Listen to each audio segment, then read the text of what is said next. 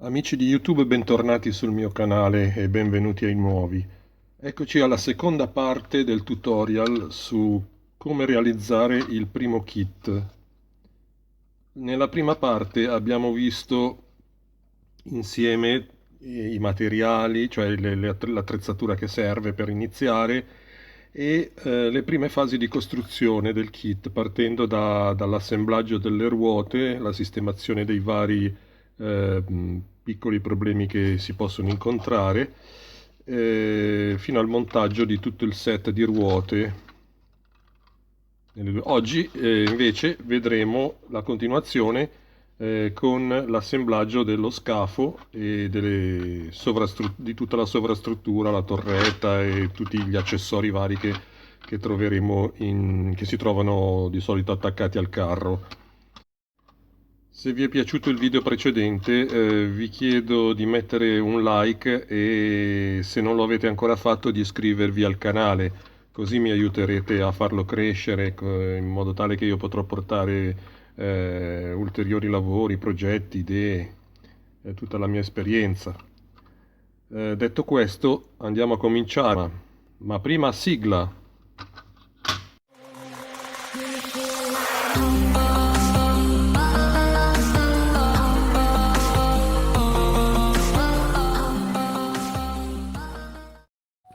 Proseguiamo con la realizzazione del modello. Siamo arrivati ad aver fatto tutto questo gruppo di pezzi e adesso passiamo a realizzare i successivi, dal punto 3 in avanti.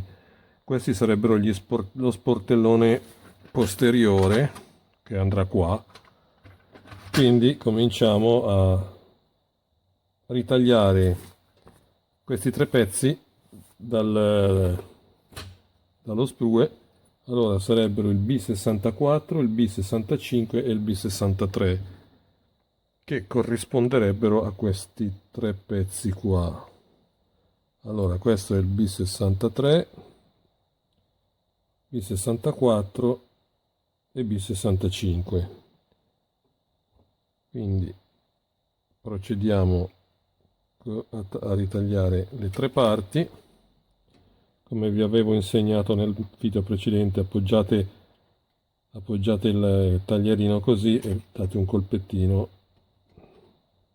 e le parti vengono via facilmente e in modo abbastanza pulito. Poi ovviamente si rifinisce con la spugnetta l'eventuale traccia del taglio o di qualsiasi altra imperfezione ci possa essere.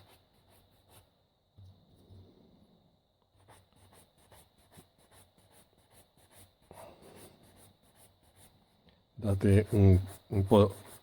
La spugnetta è forse meglio ancora che la lima, perché è molto più delicata e permette di fare una pulitura migliore.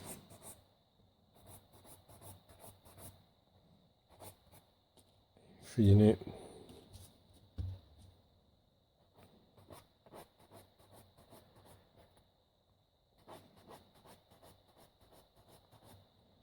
a questo punto si procede con l'installazione seguendo le istruzioni.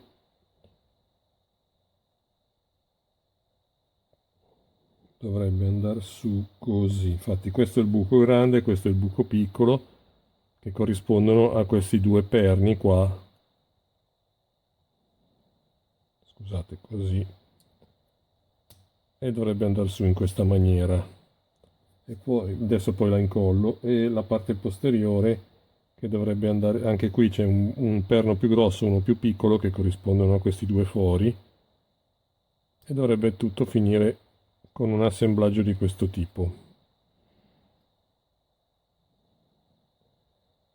Adesso incollo le parti e poi procediamo con il successivo gruppo. Si passa un po' di colla nei due buchini e lungo tutto il bordo. Questo beccuccio di metallo sottile permette di regolare la quantità di colla anche nei minimi particolari, nei minimi dettagli.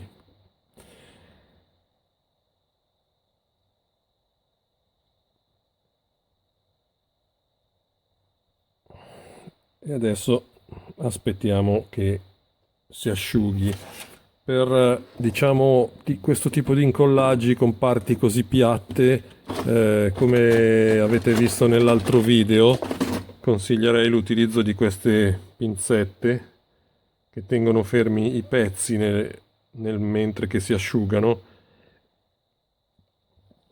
impedendone diciamo, che si muovano e permettendo un corretto incollaggio. Poi proseguiamo staccando i pezzi B35, B34, il cavo per ultimo. Allora B35 e B34 che corrisponderebbero allo sportellone posteriore.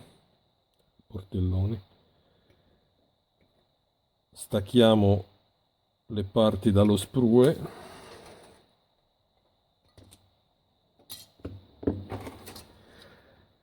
Anche in questo caso provvediamo a eseguire una pulitura dei punti di attacco al telaietto.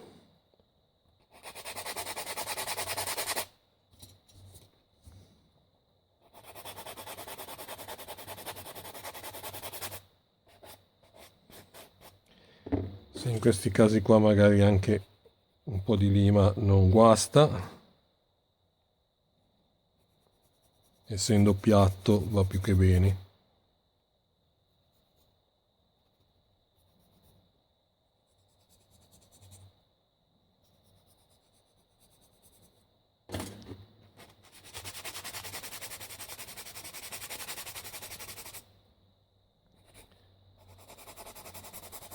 Fate sempre delicatamente, senza premere troppo, in modo tale che non si scavi, non si rovini la superficie, ecco. Dopodiché verificate sempre che non ci siano problemi di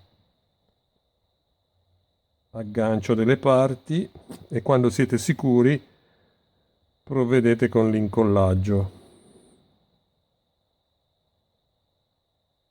In questo caso qui c'è qualcosa che non quadra.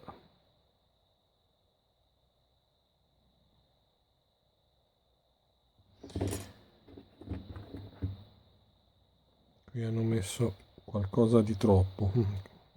Ci sono questi pezzettini che sporgono che non dovrebbero esserci.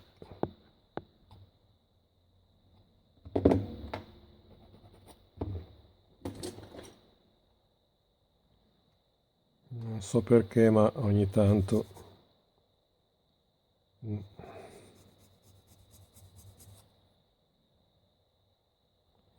una volta che avete verificato che le parti coincidono perfettamente, che non ci siano ulteriori problemi,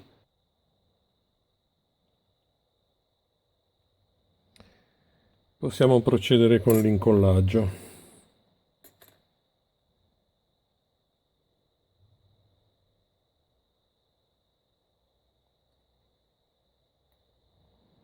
Passate la colla lungo tutto il bordo, che dovrà unirsi, senza esagerare, non dovete metterne su chissà quanta. L'importante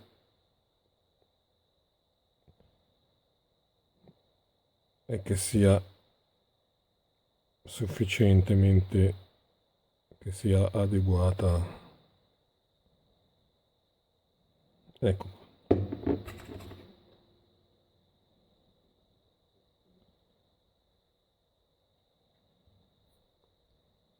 Premete e anche qua, se le avete ovviamente, provvedete con delle pinze. Se il pezzo è grande, come in questo caso qua, mettetene più di due o tre, anche di più, cioè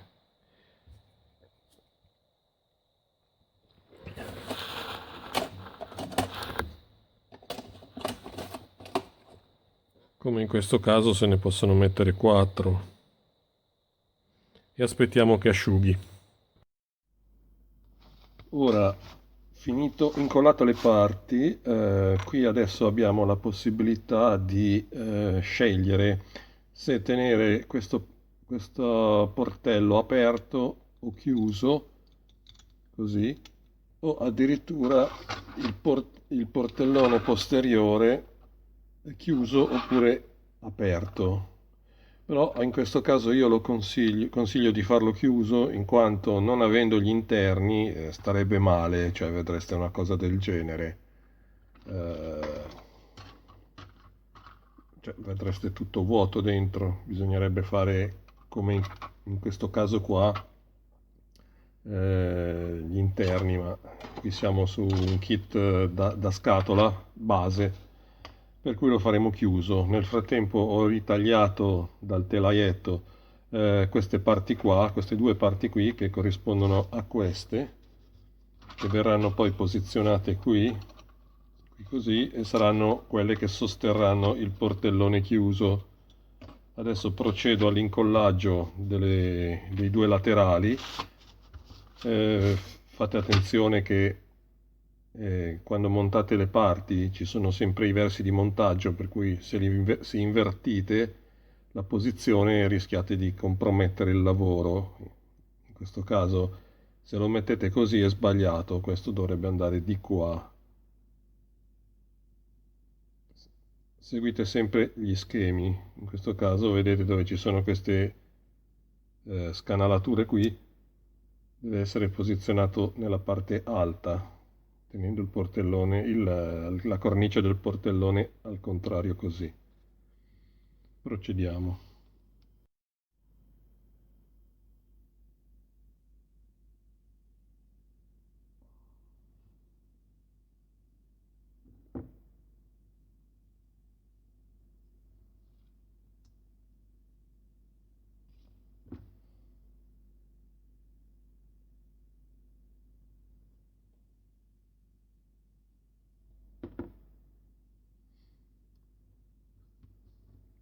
Ecco fatto, adesso lasciamo asciugare.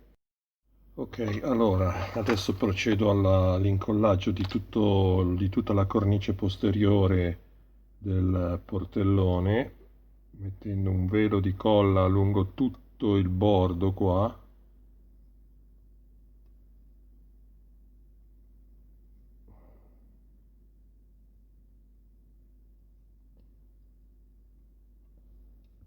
E facendo bene attenzione a montarlo dritto, cioè senza, non in modo storto, ecco, facendo attenzione a montarlo correttamente. Tenetelo qualche secondo con le dita così in modo tale che la colla inizi a far presa. Avete un po' di tempo, anche se si sposta, avete comunque un po' di tempo per risistemare la posizione. Qui non possiamo usare le mollette in quanto la forma non permette l'aggancio. Potete usare dello scotch carta o qualcosa del genere per tenere i pezzi in posizione finché la colla non ha preso, oppure diciamo tanto è questione di un paio di minuti al massimo. Potete tenerla con le dita così, ecco. Nel frattempo sistemate bene se ha dei piccoli movimenti. Non deve fare non deve sporgere così, ma deve essere perfettamente allineato, altrimenti poi dovete andare a lavorare di lima e di carta vetrata per risistemare la cosa.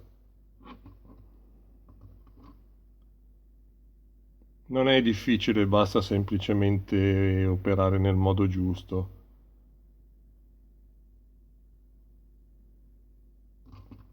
Allora, di qui sembra che abbia preso, di qui ancora fa un po' di resistenza, ma ci siamo quasi.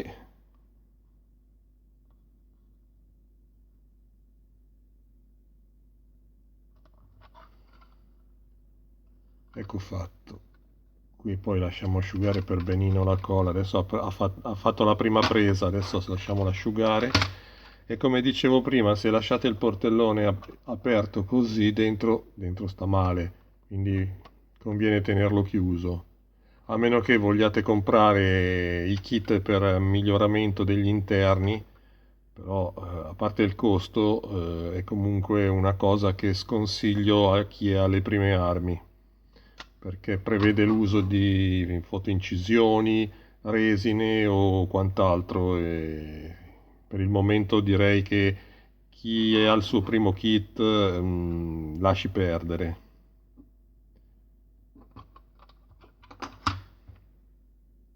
Ok, aspetto che si asciughi bene così almeno poi si può maneggiare con cura, cioè che si può maneggiare senza problemi. Procediamo con l'installazione dei parafanghi posteriori, che sono queste parti qua. Attenzione che in questo caso non sono uguali, per cui c'è quello che deve andare da una parte e quello che deve andare dall'altra. Anche qui attenzione, sempre vedete che ci sono sempre il segno degli estrusori.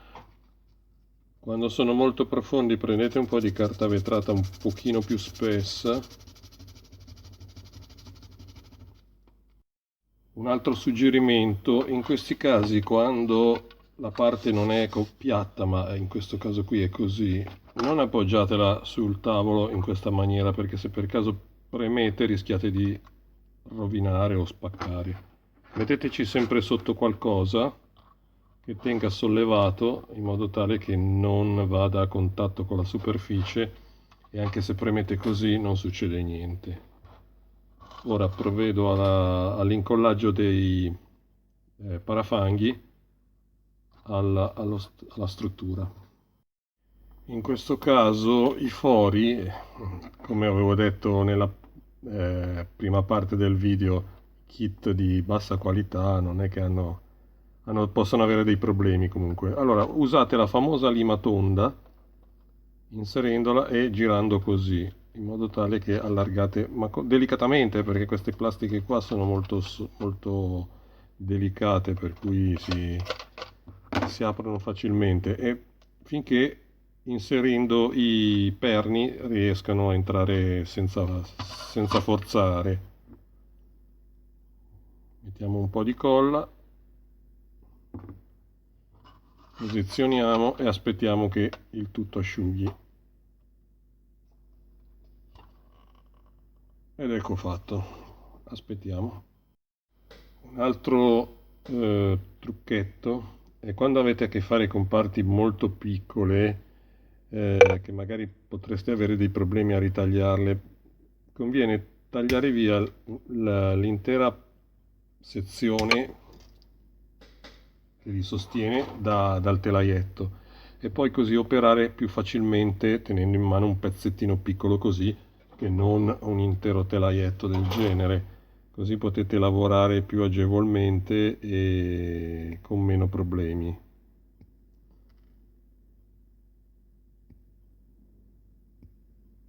Ecco fatto. Poi, come vi dicevo la volta scorsa, nella scorsa puntata, segnate sempre le parti che avete già installato. Ad esempio, qui ho lasciato indietro la B66, che sarebbe questo, il cavo di traino, e qui poi la maniglia, così per caso, se per caso vi dimenticate qualcosa, almeno sapete che cos'è che avete lasciato indietro. In questo caso, una volta ripulite le parti della cerniera, diciamo così, del portellone, si mette un po' di colla così, si inserisce, vedete che qua c'è un pirolino, lo si inserisce in questo foro e si attacca al portellone facendo attenzione la giusta posizione, vedete che è così, non deve essere al contrario. Dopodiché mettete una pinzettina così per agevolare l'incollaggio e facciamo la stessa cosa con l'altra parte. Poi un'altra cosa, adesso devo installare la maniglia del portello posteriore. Quando vi mettono in questi disegni fatti così, vuol dire che ci sono le due possibilità, cioè metterla in posizione chiusa o aperta, a seconda di se il portellone è aperto o chiuso. Quindi fate attenzione perché rischiate di invertirla. Quindi usando quella famosa pinzetta che vi dicevo per le parti piccole, mettete una gocciolina poco a poco di colla qui, sì, e poi andate a posizionarla in posizione, in questo caso chiusa, perché il portellone lo teniamo chiuso, quindi verso il basso. Così usate la pinza per aiutarvi a inserirlo. Eventuali sbordature di colla tiratele via immediatamente. Così, e qui è a posto.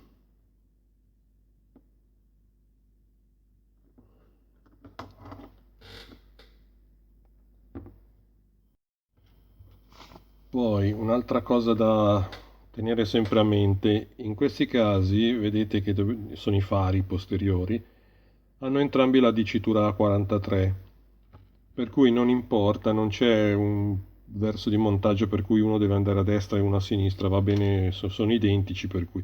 Mentre invece in questo caso qua, queste specie di scatole portaattrezzi, hanno diciture diverse, B13 e B14. In questo caso dovete fare attenzione perché sono diverse, se non potete invertirle. Vabbè, qui è anche visivamente impossibile invertirle, ma nei casi di parti che sembrano uguali ma non lo sono, fate attenzione a questa differenza.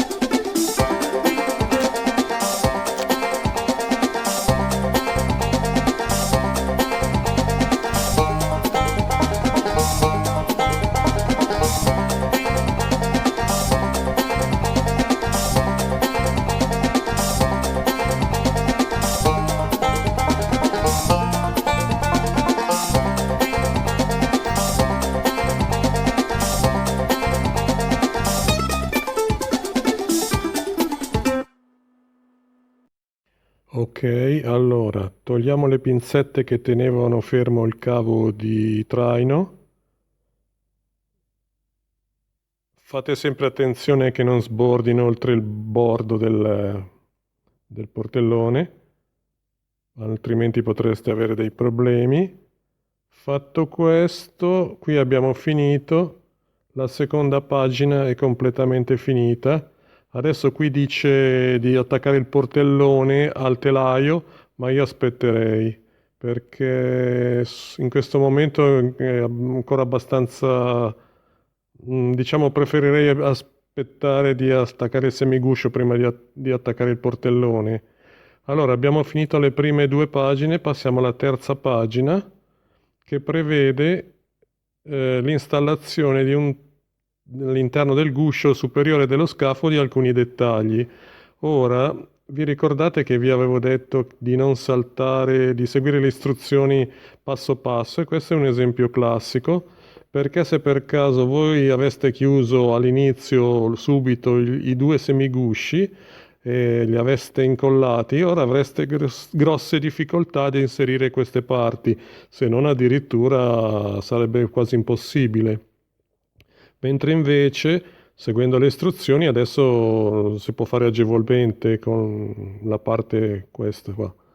Ora procedo a staccare dal telaietto queste parti qua, queste 5 parti, e poi le vado ad incollare. Allora, adesso ripulisco praticamente tutti e 5 i pezzi, una volta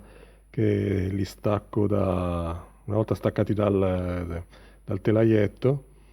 Qui fate attenzione a a montare questo pezzo in modo corretto e non invertendo completamente la parte.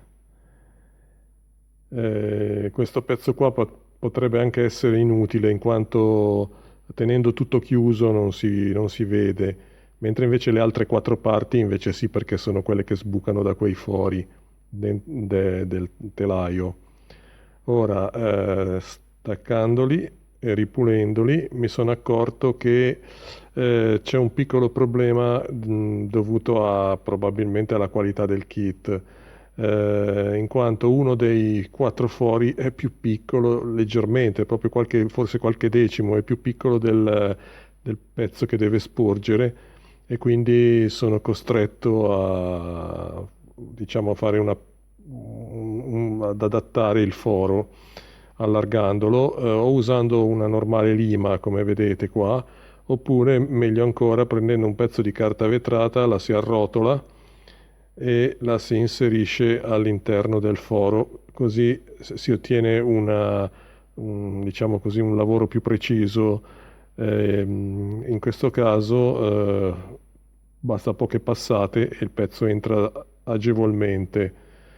Magari si rifinisce se proprio non deve forzare troppo, ma neanche ballare dentro. Una volta trovato la giusta dimensione del foro, si passa all'incollaggio della parte. Ecco, qui come vi avevo fatto vedere, se per caso il beccuccio si ottura, basta un accendino per disotturarlo. Ecco, incollato le parti, anzi, anche adesso provvedo a incollarle tutte e 4. Ecco, fate attenzione anche al verso di montaggio perché se no rischiate, se li invertite, rischiate che non vada bene. Se per caso avete qualche dubbio, come consiglio provate a cercare in internet foto del mezzo che state facendo per vedere, diciamo, il dettaglio. Magari le istruzioni non sono molto chiare, soprattutto di questi kit a basso costo.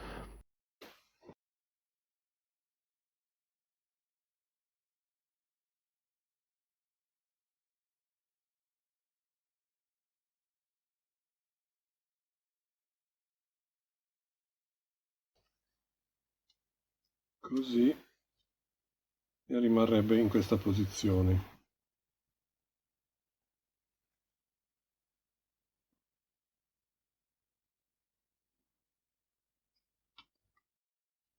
Ecco fatto, adesso aspetto che asciughi per sistemare bene gli ultimi dettagli. Qua il portellone potrebbe essere anche tenuto aperto così, ma come dicevo prima, senza gli interni vedreste una cosa del genere. Non sarebbe proprio il massimo della vita. Quindi anche qui lo farò chiuso. Adesso proseguo a installare tutti gli altri dettagli che vediamo qua.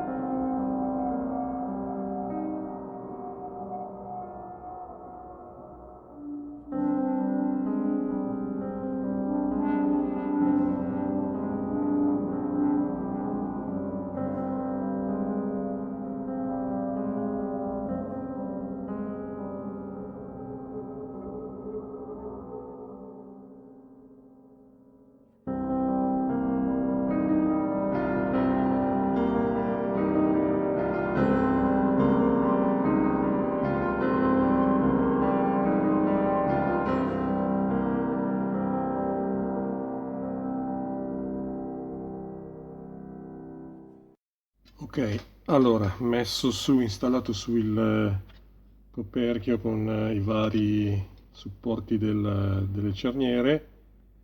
Hanno fatto un po' tribolare, ma va bene così. Adesso proseguo con le altre parti.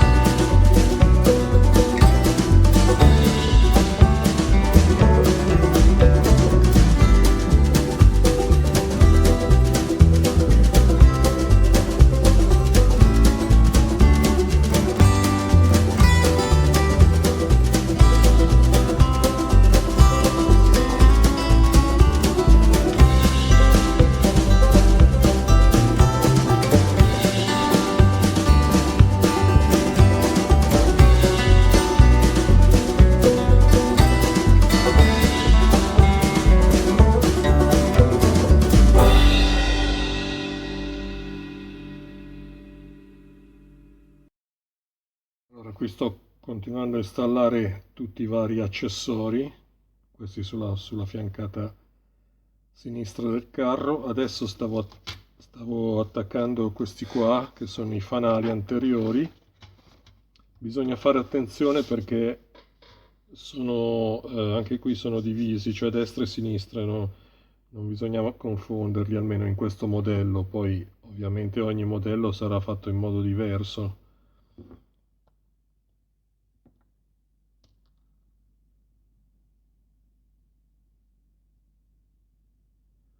Comunque non cambia niente, cioè si fa se tutti nella stessa maniera, si stacca dal telaietto e si ripuliscono dalle sbavature e poi li si incolla in posizione, facendo attenzione che entrino correttamente.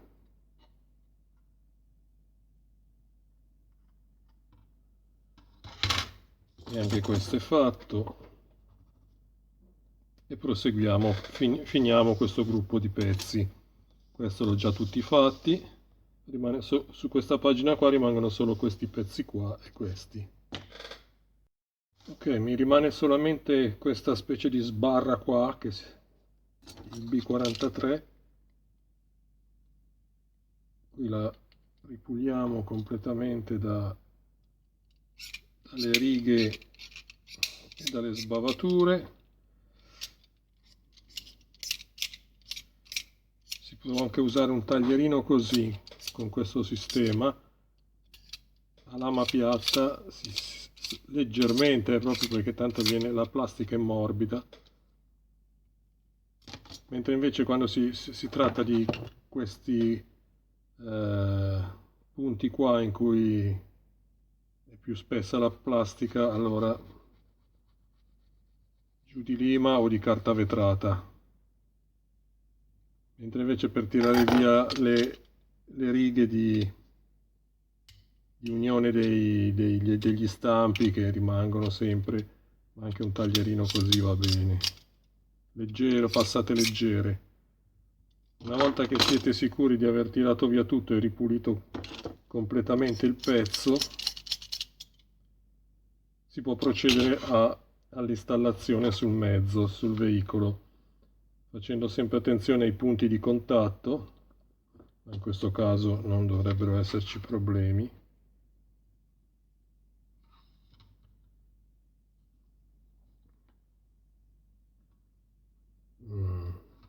Come non detto. Allora, che ci fa qui questo punzone qui?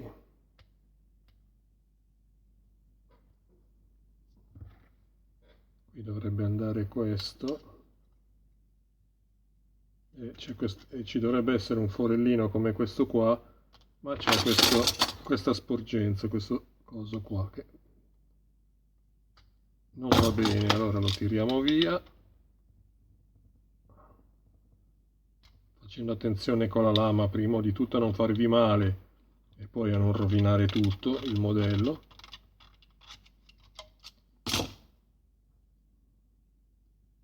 E in quel punto lì, usando il famoso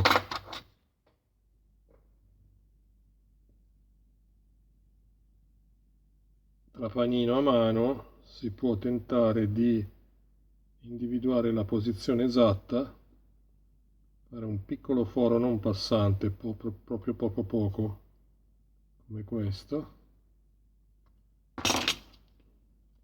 e vedere se coincide con questi due.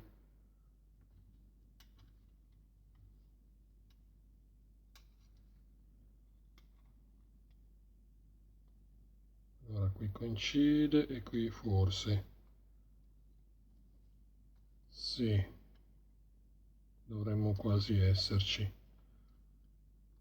Niente, adesso incollo il tutto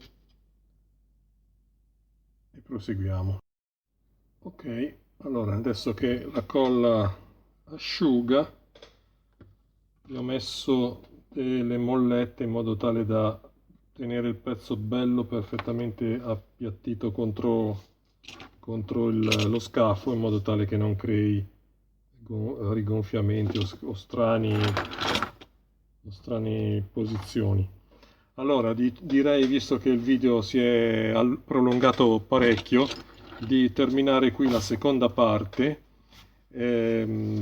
Proseguiremo la costruzione nella prossima parte, in cui continuerò a installare tutte le componenti sopra lo scafo e poi unirò i due semigusci come da questa immagine qui. Niente, spero che anche questo tutorial vi sia piaciuto. Vi prego di mettere un like e di iscrivervi al canale se non l'avete ancora fatto, così mi aiuterete a farlo crescere e potremo poi insieme, anzi potrò portarvi ulteriori video, ulteriori idee, progetti e quant'altro. Per ora è tutto, vi ringrazio della visione e a presto. Ciao a tutti.